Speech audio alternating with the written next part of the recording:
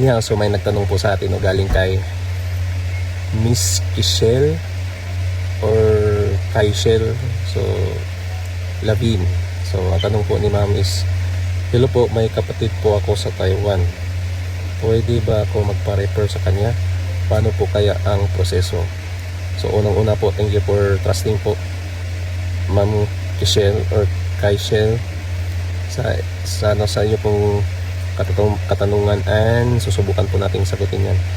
So based lang po sa aking nalalaman, pwede naman po yung referral, pero nakadepende pa rin po yan sa company ng kapatid nyo kung nangangailangan sila ng tao, or pinagsabihan po yung mga empleyado nila or kapatid nyo po na pwede silang mag-refer ng tao or mga kakilala or pamilya dyan po sa Pinas.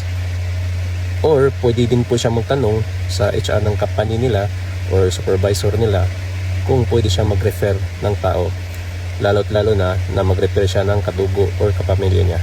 Pwede naman po, magtanong lang po siya sa company nila.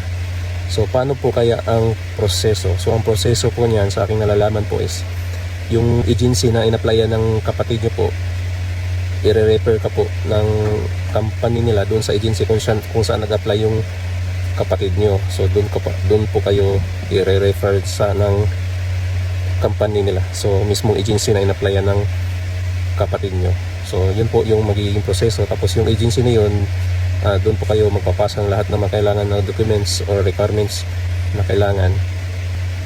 Sigurado po yan na kayo po ay matatanggap, ma-hire sa company nila, kasi nga referral ka po ng kapatid mo, which is yung sa company nila. So sigurado po yan na ma-hire ka, basta kompleto lang po yung mga kailangan na requirements at documents. So yun lang po yung kasagutan ko po sa inyong tanong, at sana po ay nasagot ko po ng maayos, at salamat po sa tanong niyo po at sa pagtitiwala. So guys, kung may mga katanungan kayo at kaya kong sagutin yan, pwede po kayong mag-send sa akin. So at least may tutulong po ako kahit konti. So thank you po, yun lang po. Thank you for watching.